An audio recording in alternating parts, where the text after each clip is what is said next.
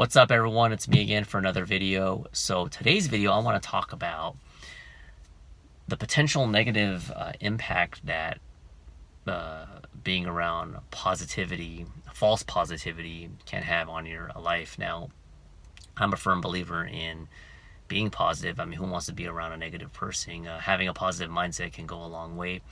You may not accomplish all your goals, but with a positive mindset and a right game plan, you can accomplish a lot of things in all aspects of your life. But going back to the subject of positivity now, with this false positivity, the reason what prompted me to do this video was there's these martial arts studios. So I used to do martial arts. I did taekwondo. They're called McDojos. I don't know if you've seen it, but if you type that in, McDojo. McDojo is basically a martial arts school that is a watered down version of a martial art in order to make money. So what they do is they just pump out a bunch of black belts. They just give out black belts like the daily newspaper.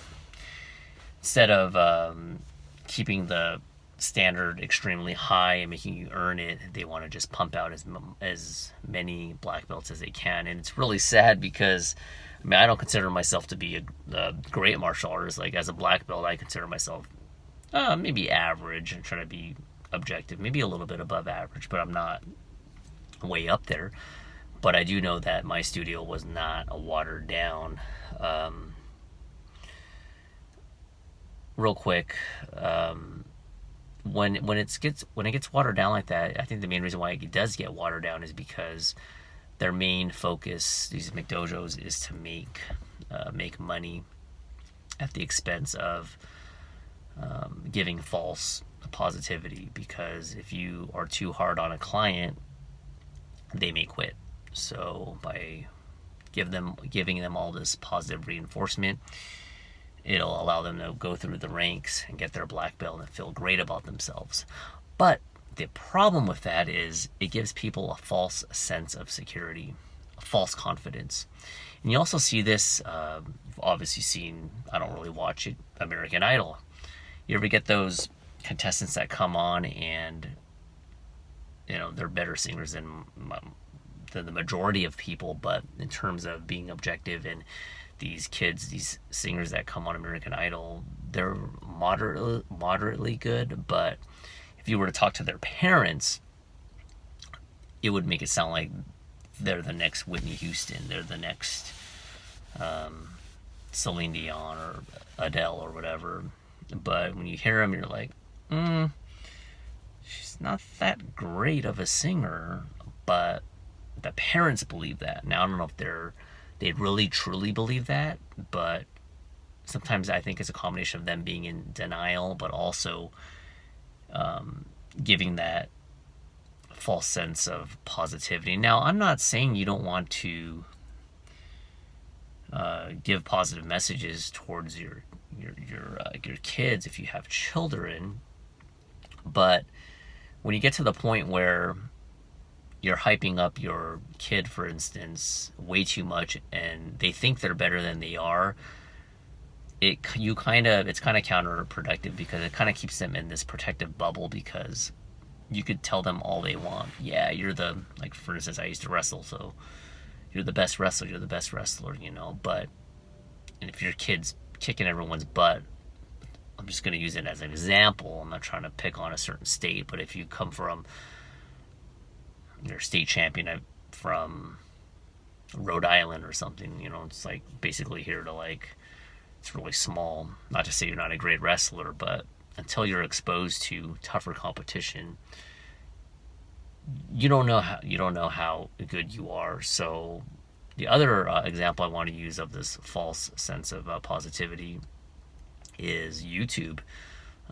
You see these weight loss channels, and you don't see much progress sometimes, but everyone gives them a thumbs up. Yeah, you're doing great. There's no accountability, so it doesn't really force the person to truly look in the mirror or really quite take accountability. I don't know if that makes sense, because if you're up and down in weight now, no one's perfect, of course, but if you're a weight loss channel and you haven't lost any weight in a year and people are still sending you these positive messages, where's the accountability? That's where too much positivity is detrimental. It is not good. And normally, on the surface, being positive is great, but these examples, the McDojo, YouTube, having a big following that supports you no matter what, that is it's playing with fire a little bit, because you may start believing this false sense of positivity that you're better than you really are. And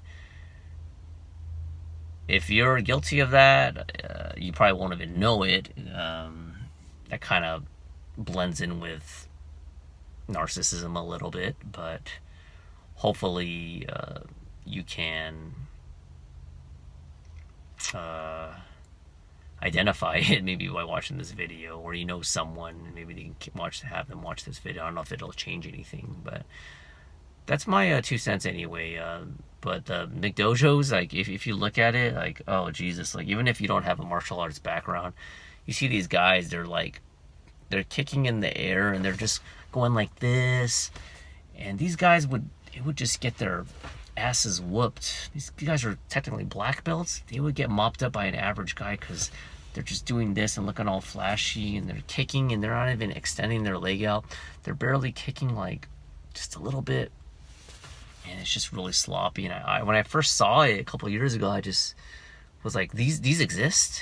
These really exist? These are black belts? Like, unbelievable.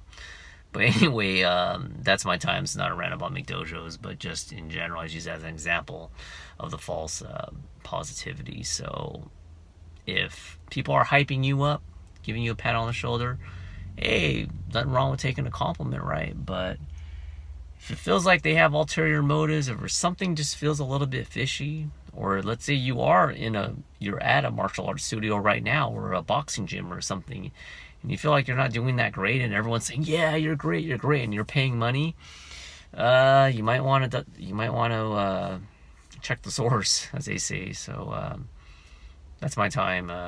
Any comments, questions, always welcome, and talk to you later. Bye.